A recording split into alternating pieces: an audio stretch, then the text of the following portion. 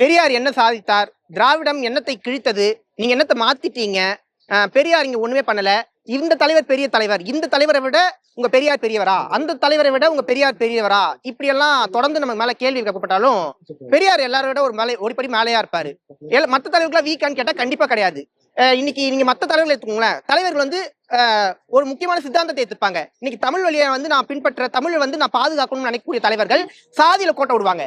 சாதியில வந்து நான் ஒழிக்கக்கூடிய நிக்கக்கூடிய தலைவர்கள் நான் வந்து மதத்துல நான் ஒரு ஸ்டெப் பின்னாடி பண்ணுவாங்க. சரிப்பா நீ மதத்தை கூட ஒழிச்சு முன்னாடி இருந்தாலும் எனக்கு இந்த பெண்ணிய விஷயத்துல ஒரு பெரிய பார்வை இருக்கு அப்படின்னு சொல்லிட்டு எல்லா தலைவர்களும் ஒவ்வொரு இடத்துலயும் முரண்பட்டு நிற்பாங்க. ஆனா இந்த சமூகம் மொத்தமாக கட்டமைக்கிறதுக்கு இது எல்லாத்தையும் ஒரு நேர்கோட்டுல நிப்பாட்டுறது இருக்குல்ல, அதுதான் ஒரு தலைவனுடைய அடிப்படை. அப்படின்னு பார்த்தா நான் எந்த தலைவரை ஏத்துக்க முடியும்? எந்த ஒரு தலைவரை நான் ஒரு முழு முகமா எல்லாருமே ஒரு முக்கியமான விஷயத்த சாதிச்சிருக்காங்க, கண்டிப்பா சாதிச்சிருக்காங்க. தமிழ்நாட்டுல வந்து பெரியார் தான் எல்லாத்தையும் சாதித்தாரு நம்மளும் சொல்ல போறது இல்ல. அப்படி சொல்லக்கூடிய பெரியாரிவாதிகளும் இங்க இல்ல. ஆனா நீங்க பெரியார் ஒண்ணுமே சாதிக்கலன்னு சொல்லும் போது பெரியார் தான்டா இங்க எல்லாமே சாதிச்சிருக்காரு. 1950 இங்க வந்து கம்யூனல் ஜீவோ வந்து ஒழிக்கணும்னு நினைச்சாங்க. அப்ப அதுக்கு எதிராக மிகப்பெரிய போராட்டத்தை நடத்தி அதை மீண்டும் நிலைநிறுத்திய போராட்டத்துல பெரியாருடைய பங்குன்றது ரொம்ப முக்கியமானது. இப்பயும் சொல்ற, பெரியாருடைய பங்குன்றது ரொம்ப முக்கியமானது. எல்லா போராட்டமே சரி, இந்திய எதிர்ப்பு போராட்டமா, பெரியாருடைய பங்கு ரொம்ப முக்கியமானது. இப்படிதான் நாங்க சொல்றோமே தவிர பெரியாரே ஒரு தனிநபர் போராட்டம் அப்படியெல்லாம் கிடையாது. இங்க ஒட்டுமொத்த சமூகத்தையும் கட்டமைத்து எழுப்பது இருக்குல்ல, எல்லாருமே போராடி இருக்கலாம். ஒரு தனி மனிதனா இந்த கோயில் நுழைவு போராட்டத்தை நான் இந்த தலைவர் நடத்தினாரு, இந்த வந்து மக்கள் வந்து தண்ணி எடுக்கணுன்றதுக்காக ஒரு பொது குளத்தை கிணத்துல தண்ணி எடுக்கணுன்றதுக்காக ஒருத்தர் போராடினாரு இருக்கலாம். ஆனா ஒரு ஒரு மிகப்பெரிய ஒரு புரட்சியாக சுயமரியாதை இயக்கத்தை கட்டமைச்சு நாங்க தோழர்கள் எல்லாம் ஒண்ணு சேர்ந்து படையெடுத்து நடப்போம். எங்க படையில தலைமை தாங்கிறதுக்கு ஒரு பெண் நிப்பாங்க, நாகம்மைன்னு ஒருத்தங்க நிப்பாங்க, மணியம்மைன்னு சொல்லிட்டு ஒருத்தங்க நிப்பாங்க.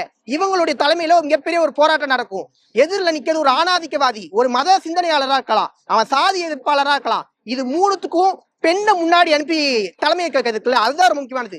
இந்தியாவிலேயே இந்தியாவில இல்ல உலகத்திலேயே நீங்க எடுத்துக்கோங்க, ஒரு நாத்திக இயக்கத்திற்கு ஒரு பெண் தலைமை தாங்கி வரலாறு நீங்க எங்கேயாச்சும் காட்டிருங்க, அது மணியம்மையா மட்டும்தான் இருக்க முடியும். அது பெரியாருடைய சிந்தனையிலிருந்து எழுந்த ஒரு விதையா தான் அவங்க நிக்கிறாங்களே.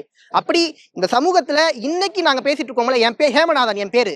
ஆனா என் பேரை கேட்டீங்கன்னா நான் ஹேமநாதன் சொல்லுவேன், நான் பிஎஸ்சின்னு சொல்லுவேன். ஆனா ஒருபோது என் பேருக்கு பின்னாடி சாதியை சொல்ல மாட்டேன். எனக்கு அதை சொல்லும் போது எனக்குள்ள உடம்பு கூசுன்றதை விட அதை சொல்லக்கூடாதுன்றது எங்க ஜென்ரேஷனுக்கு எல்லாருக்கும் தெரியும். 10 வயசு குழந்தை இல்ல, 2 வயசு ஒரு 4 வயசு குழந்தைகிட்ட உன் பேர் என்னன்னா பேரை மட்டும் தான் சொல்லுவாங்க. அதோட சேர்த்து அவங்க அப்பா பேரை வேணா சொல்லுவாங்க. இப்ப நான் படிச்சிருக்கேன் என் பட்டத்தை சொல்லுவாங்க. ஒருபோதும் நாங்க எங்க பேருக்கு மேற்க சாதியை சொல்ல மாட்டோம். ஆனா நல்லா தெரிஞ்சுக்கோங்க, இந்திய அரசு சட்டத்துல சாதி பேரை போட்டு கூடாதுன்னு எந்த இடத்தையும் சொல்லல. மத்த மாநிலம் அதை உணரல. தமிழ்நாட்டுல சட்டமே இல்லைன்னா கூட பரவாயில்ல, நாங்க அதை பின்பற்றுவோம்னு சொல்லிட்டு எல்லாரும் நிக்கிறோம்ல, இதுதான் தமிழ்நாடு. இது வந்து பெரியார் என்னதை சாதிச்சாரு இதெல்லாம் நீங்க அப்படி வச்சுட்டுங்களேன். தமிழ்நாடு மத்த மாநிலத்துக்கு ஒரு ஸ்டேட்மெண்ட் மாதிரி, நாங்க இப்படி வாழ்றோம்டா, நாங்க இப்படி வாழ்றதாலதான் இங்க ஆணவ படுகொலை நடக்குதுதான், இன்னமும் பல சாதிய பிரச்சனைகள் இருக்கு, பெண்ணிய அடிமைத்தனம் இருக்கு, எல்லாமே இருக்கு. ஆனா இதை எதிர்த்து கேள்வி கேட்கக்கூடிய மனநிலை இன்னைக்கு டபுள் ஸ்ட்ராங்கா இருக்குல்ல, அங்க இன்னும் பெரியார் வாழ்ந்துட்டு இருக்கார். பெரியாரிய இயக்கம்ன்றது இன்னைக்கு நேத்து இல்ல, அது காலத்தால அழிஞ்சு போயிடுச்சு. இந்த இயக்கம் முடிஞ்சு போச்சே, இது முடிஞ்சு போச்சே, அவ்வளவுதான் தேவையில்ல. சோசியல் மீடியா காலத்திலையும் பெரியார் ஸ்ட்ராங்கா தான் நிக்கிறாரு. இன்னமும் ஏஐ காலத்திலயும் பெரியார் ஸ்ட்ராங்கா தான் நிப்பாரு. அது வந்து காலத்துக்கு ஏற்ற மாதிரி இல்ல, அன்றும் இன்றும் என்றும் பெரியாரிய வழியில தான் இன்னைக்கு இளைஞர்கள் நடந்து போட்டுட்டு இருக்காங்க.